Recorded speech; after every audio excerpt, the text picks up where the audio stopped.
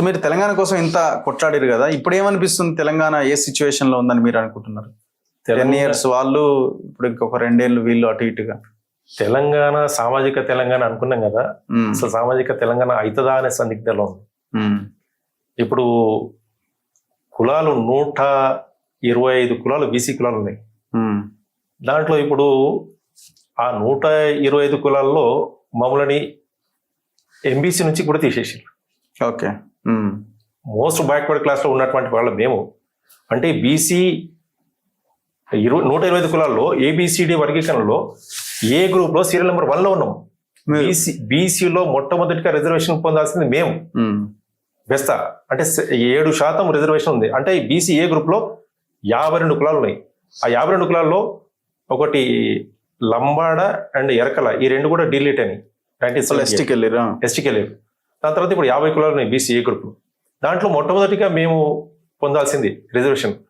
అంటే మాకు మొదటిగా ఉన్నటువంటి బీసీలో మరి ఈబీసీలో ఉన్నప్పటికీ కూడా ఈబీసీలో తొలగించడం జరిగింది. రాములు గారు అప్పుడు చైర్మన్ కొండి, అప్పుడు మేము దరఖాస్తు చేయడం సార్, మమ్మల్ని ఈబీసీలో ఎందుకు ఇస్తున్నారు సార్, ఇది కరెక్ట్ గా న్యాయం జరుగుతుంది, ఇబ్బంది అవుతుంది సార్ అని చెప్తే వినలే. ఇట్లాంటి అనేక విషయాల్లో మేము వివక్ష గురైన తెలంగాణ వచ్చిన తర్వాత. కులాలకి ఎక్కడ కూడా న్యాయం జరగలేదు. కులాల మధ్య పోరాటాలు, చిచ్చులు, భయంకరమైన పోరాటాలు. మా ముదిరాజులకి బెస్తలకి మధ్య విపరీతమైన గొడవ పెట్టి పడే, చెరువుల దగ్గర అయితే భయంకర కొట్టుకుని చనిపోయినారు. అవును, నడుస్తూనే ఉంది, ఇంకా నడుస్తూనే ఉంది. అక్కడ ఎక్కడ కూడా న్యాయం జరుగుతలే. ఇప్పుడు నిజంగా చెప్పాలంటే బెస్తలకి చెరువుల మీద, చేపల మీద పూర్తి హక్కు ఉంది. గంగమ్మ పుత్రులు అంటారు వాళ్ళు. అవును. ఇప్పుడు ముదిరాజులే ఒప్పుకున్నారు, మేము పళ్ళు పలహారాలు తోటల్లో పట్టి పళ్ళు పలహారాలు అమ్ముకునే వాళ్ళం అని చెప్పేసి. ఇప్పుడు వాళ్ళు వచ్చినారు, వాళ్ళు కూడా పట్టుకుంటున్నారు, ఇద్దరు కలిసిగా పని చేద్దామని చెప్పేసి ఇప్పుడు బెస్ట్ వాళ్ళందరూ రెడీ అయినారు. ఈ సొసైటీలో మాకు కూడా ఇవ్వండి అవకాశం అని చెప్పేసి. అక్కడ మెజారిటీ ఆఫ్ ది పీపుల్ వాళ్ళు ఉన్నారు కాబట్టి సామాజికంగా, ఆర్థికంగా. ఈటల రాజేందర్ గారు అప్పుడు మంత్రిగా ఉన్నప్పుడు 2015లో నేను చెప్పిన అందరికీ, అన్నా మీరు ఫైనాన్స్ మినిస్టర్ ఉన్నారు కదా, ఉద్యమకారులకు అన్యాయం జరుగుతుందన్నా మీరు చూడాలంటే, ఏమా ఇంకెక్కడ ఉద్యమం, ఉద్యమకారులు ఏంది, ఇప్పుడే మొదలైందా, ఉండండి అన్నాడు. చివరికి ఆయన బయటకు వచ్చినప్పుడు తిరుమల నాకు ఫోన్ చేసిండు, ఈటల రాజేందర్ నా బయటకు వచ్చిండు, మీరు కూడా సపోర్ట్ చేయాలని చెప్పేసి. అన్న ఆయన పూర్తిగా ఆయన జీవితాన్ని ఒక పూలబాటగా తయారు చేసుకొని ఇప్పుడు బయటకు వచ్చింది. నేను 2015లో అన్యాయం జరుగుతుంది ఉద్యమకారుల కంటే అప్పుడే స్టార్ట్ అయిందా, తెలంగాణ వచ్చిన సంవత్సరానికే తయారైందా అని చెప్పేసి అన్న వ్యక్తి. మరి ఇప్పుడు కూడా న్యాయం చేస్తారని నమ్మకం లేదు నాకు అని చెప్పారు. ఓకే. సో ఇప్పుడు ఏం చెప్పదలుచుకున్నారు తెలంగాణ సమాజానికి? మీలాంటి వాళ్ళు ఏం చెప్పదలుచుకుంటున్నారు? ఇప్పుడు తెలంగాణ సమాజానికి నేను ఒకటే చెప్తా ఉన్నాను, ఉద్యమకారులందరూ కూడా ఇప్పుడైనా సముచితమైన సమయం, అందరూ బయటికి రావాలి. నాలాంటి ఉద్యమకారులు కొన్ని లక్షల మంది ఉన్నారు. అవును. మొన్న 2023లో కాంగ్రెస్ గెలవడానికి కారణం ఏంటి? ఉద్యమకారులే, కేవలం ఉద్యమకారులే. అరే కేసీఆర్ ఢీ కొట్టే మొగోడు రేవంత్ రెడ్డి గారు అని నిర్ణయానికి వచ్చిండ్రు ఎవరు? ఉద్యమకారులంతా. ఆ ఉద్యమకారులు ఇండైరెక్ట్ గా, పరోక్షంగా చాలా భయంకరమైన పని చేసినారు. ఇది టీఆర్ఎస్ వ్యతిరేకంగా. అందుకని ఇప్పుడు రేవంత్ రెడ్డి గారు ఇచ్చినటువంటి స్టేట్మెంట్లు ఏవైతే ఉన్నాయో, ఇంకా ఏదైనా గీస్తే గానీ రేవంత్ రెడ్డి చేస్తాడు కేసీఆర్ పని అని చెప్పేసి అట్లా ఉద్యమకారులు అంతా కాంగ్రెస్ చేసినారు. మొన్న మరి కవితను అరెస్ట్ చేసిన తర్వాత మరి బీజేపీ 8 సీట్లు వచ్చినాయి, 4 సీట్ల నుంచి 8 సీట్లు. అదే జనరల్ ఎలక్షన్లు కనుక అరెస్ట్ చేసి ఉంటే 40 సీట్లు పైకి వచ్చేది ఏది బీజేపీ.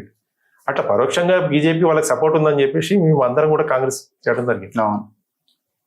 ఇప్పుడు మేము చెప్పదలుచుకుంది ఏంటంటే, ఇప్పుడు ఇదే రేవంత్ రెడ్డి గారు సామాజిక తెలంగాణ నిర్మాణం వైపు వెళ్తే అన్ని కులాలకు న్యాయం చేయాలని చెప్పేసి, పర్టికులర్లీ 2018లో మా గంగా తెప్ప ఉత్సవానికి రేవంత్ రెడ్డి గారు రావడం జరిగింది. ఆ రోజు నా పేరు పరోక్షంగా తీసుకోకపోయినా, ఈయన పేరు తీసుకుంటే ఈయనకి ఇబ్బంది అవుతుంది టీఆర్ఎస్ అని చెప్పేసి, ఈయన కనుక నాతో ఉంటే, నేను ఒకవేళ నా ప్రభుత్వం వచ్చి నేను ఒక ముఖ్యమంత్రి అయితే మొట్టమొదటి సిగ్నేచర్ ఈయనకు పెడతా, ప్రత్యక్షమైనటువంటి ఎన్నికల్లో గెలవకపోయినా పరోక్షంగా నేను చట్టసభలో కూర్చొని పెడతా ఈయనని చెప్పేసి స్టేట్మెంట్ ఇవ్వడం జరిగింది.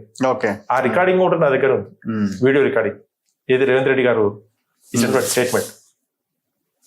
అంటే నేను ముఖ్యమంత్రి గారు రిక్వెస్ట్ ఏంటంటే, మా సామాజిక వర్గానికి కూడా ఒక ఎమ్మెల్సీ, అంటే ఆయనతో పాటు మేము పనిచేసినటువంటి వ్యక్తులం కాబట్టి, మేము వివక్ష గురైనాం కాబట్టి, మేము ఇండైరెక్ట్ గా మొన్న 2003లో చాలా భయంకరమైనటువంటి క్యాన్వసింగ్ చేసినాం. ఏది కాంగ్రెస్ గెలవాలని చెప్పి. అది దృష్టిలో పెట్టుకొని సామాజిక న్యాయంగా మమ్మల్ని కూడా చట్టసభలోకి పరోక్షంగా తీసుకొస్తా అని చెప్పిండు కాబట్టి ఆ వైపుగా ఆయన ఆలోచించి మమ్మల్ని చట్టసభలో కూర్చోబెట్టి మా గొంతుగా మా సామాజిక వర్గాన్ని న్యాయం చేసిన వాళ్ళం అవుతాం. సామాజిక తెలంగాణ కావాలని చెప్పి మేము మొట్టమొదటి కోరుకుంటాను. ఇప్పుడు దిన్మర్ మల్లన్న గారు చేసే పోరాటానికి పూర్తి మద్దతుగా మేము ఉన్నాం. Anyway thank you very much Suryaprakash గారు, థ్యాంక్ యూ. సో ఇది ఒక సామాన్య కార్యకర్త నుంచి ఒక నాయకుడిగా ఎదిగి దాదాపు 14 సంవత్సరాలు పార్టీ కోసం పనిచేసి ఇప్పుడు ఎక్కడా రాజకీయాల్లో లేకుండా చివరికి ఒక భూమి విషయంలో, ఒకవేళ ఆ భూమి విషయంలో మళ్ళీ మాట్లాడితే ఎక్కడ మొత్తం టోటల్ ఆయన కుటుంబం మొత్తానికి ఇబ్బంది అవుద్దని ఇంతకాలం సైలెంట్ గా ఉండి వాళ్ళ బయటకు వచ్చి మాట్లాడుతున్నారు. ఇట్లాంటి వాళ్ళు ఎంతో మంది, కొన్ని వేల మంది. సో వీళ్ళ రాజకీయాలు తెలంగాణలో ఇట్లా తయారైపోయినాయి. ఖచ్చితంగా వీళ్ళందరి పక్షాన నిలబడాల్సిన అవసరం ఉంది. ప్రభుత్వం కూడా ఈ ఉద్యమకారులని గుర్తించాల్సిన బాధ్యత ఉన్నది. చూస్తూనే ఉండండి మన తొలి వెలుగు.